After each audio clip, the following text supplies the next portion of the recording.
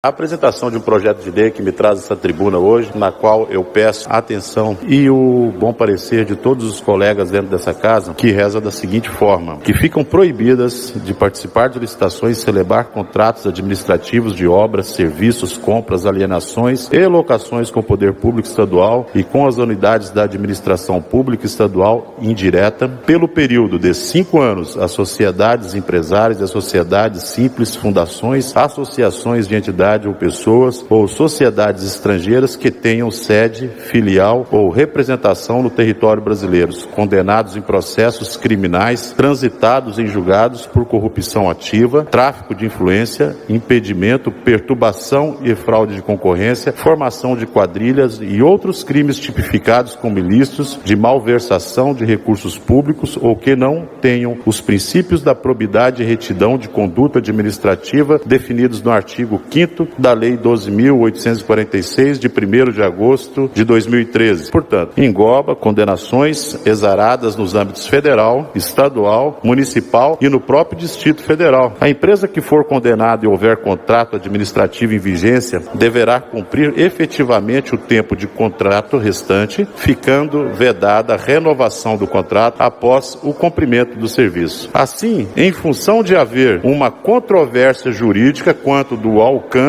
da sanção administrativa de suspensão temporária de participação, o que acontece é que existe um entendimento do TCU que entende que tais penalidades se restringem ao órgão licitante, ou seja, ao próprio município, se o crime foi praticado contra ele, o Estado, se o crime foi praticado contra ele, e assim por diante. Enquanto o Superior Tribunal de Justiça, o STJ, entende que se espraiam a toda a administração pública indireta dos Estados da União, Distrito Federal e seus municípios. Esse entendimento tende a cumprir uma lacuna jurídica que existia. O Estado de Santa Catarina está sendo vitimado por empresas que usam desse artifício, do entendimento do TCU, contrário ao entendimento do Supremo Tribunal de Justiça. Qual é a nossa função nesse parlamento? Procurar essas brechas onde os malfeitores trabalham para causar dano ao erário público. Trata-se de um projeto que não onera o Estado em absolutamente nada, não gera custos, simplesmente um espaço jurídico pendente que deixa de ser observado. Alguns pareceres: pela execução total ou parcial do contrato da administração poderá ser garantida prévia,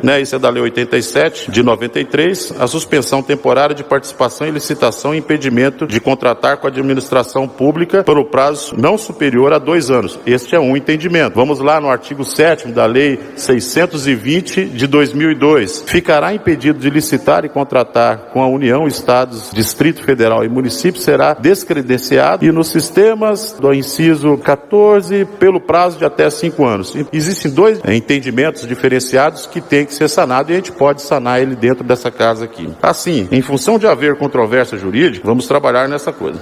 E deve-se prevalecer a jurisprudência na qual constitui intérprete final das normas federais. Trata-se de um projeto de lei constitucional, diferenciando do entendimento do TCU. Como prometido foi, existe um trabalho forte por parte desse parlamentar contra a corrupção, contra os desmandos e o descaso com o erário público, e nós estaremos protegendo as nossas empresas. Eu não gostaria que as pessoas vissem isso com um caráter punitivo, mas sim uma forma de agraciar aquelas empresas que trabalham de forma honesta, de forma modera e cumprindo as leis. Esse é o entendimento desse parlamentar. E esse é o primeiro de alguns projetos que vou apresentar aqui, de um pacote de leis que visam exclusivamente sanar essas brechas. As empresas se instituem aqui no estado de Santa Catarina, sem se preocupar que deixaram nos seus estados de origem dívidas e processos ainda pendentes. Após transitado e julgado, o estado de Santa Catarina ficará protegido diante disso então. Agradeço a todos a atenção e uma boa tarde a todos e uma excelente tarde de trabalho.